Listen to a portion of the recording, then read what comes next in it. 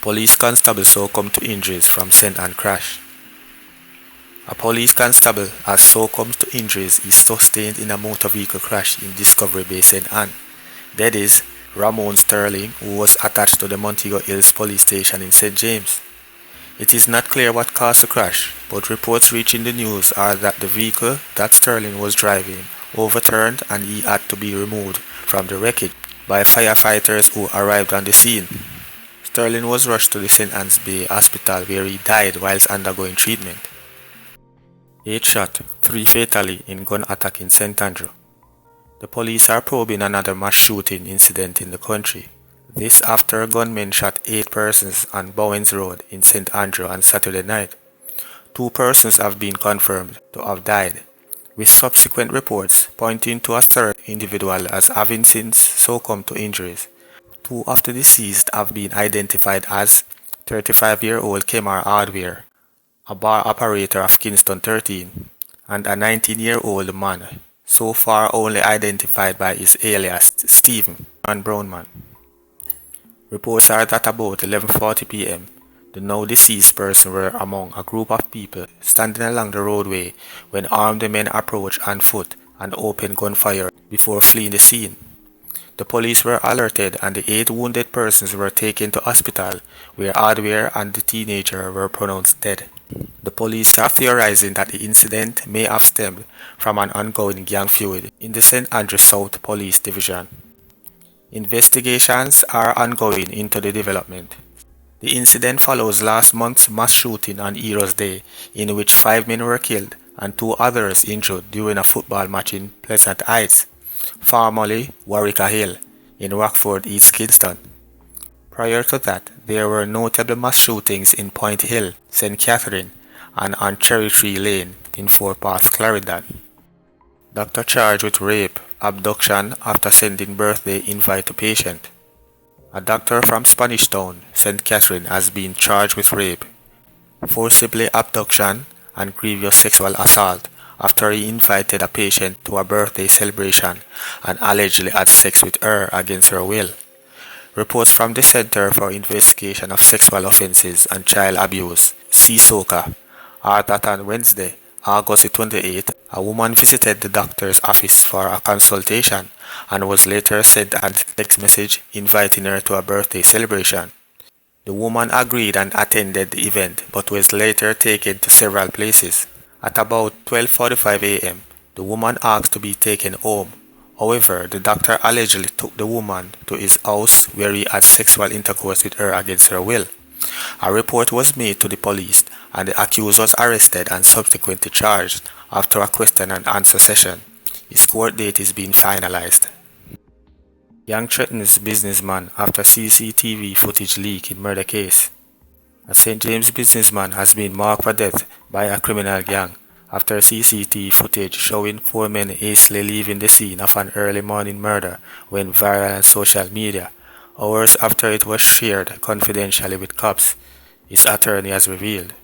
The attorney Donovan Collins said his client wants to remain anonymous and did not authorize him to divulge how the police got possession of the video. The death threats were relayed by telephone and through friends and have been reported at the Montego Bay police station. According to Collins, a receipt seen by the news, Donovan Hales, 52, also known as Pepper, was shot multiple times while carrying out repair work in the Campbell Lane section of Mount Salem, St. James, about 9:30 a.m. on October 24th. He later died at hospital.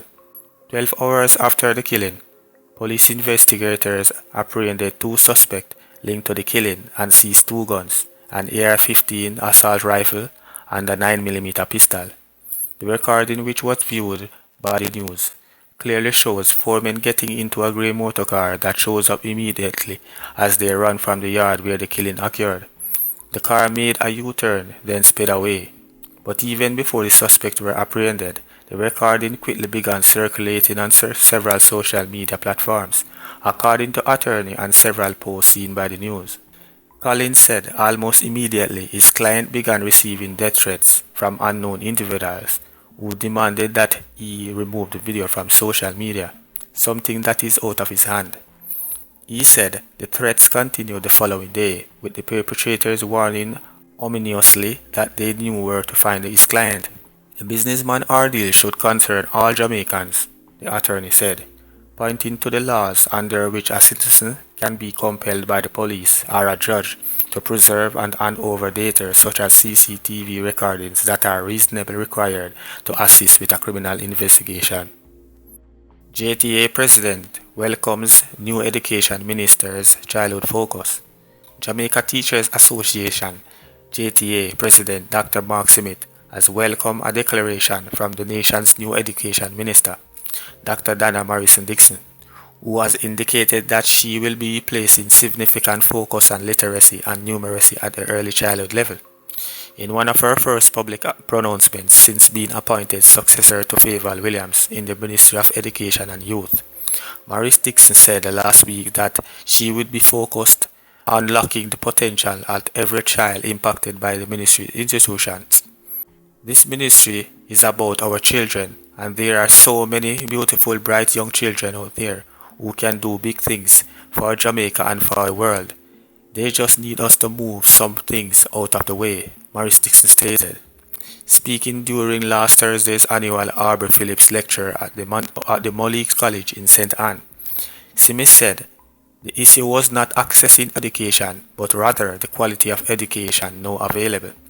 Children not only have the right to be in school, but also learn while they are there, and to emerge with the skills they need to have well-paying and secure jobs. Too many of our children are getting to high school being illiterate and innumerate, Smith told the audience. He said, the problem had to be rectified by addressing issues at the early childhood and primary levels. In December 2023, it was noted that there were more than 2,300 public and private childhood institutions in Jamaica, the enrollment of 107,000 children. The sector is faced with several challenges, including issue of socio-economic background, which affects the quality of education a child receives, access to remote education, the learning gap, teacher capacity, school safety and inclusivity, with the Early Childhood Act and regulations of 2005 being enacted to promote inclusive education for children with disabilities.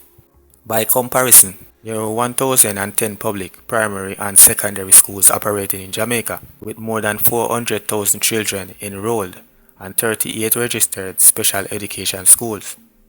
In the meantime, Howard Isaac, principal of Money College, in remarks reading his absence by K9 Senior, principal of academic affairs, said that while his lecture was to honor Phillips, the college's first principal, it was also meant to raise important issues that needed to be discussed and dealt with.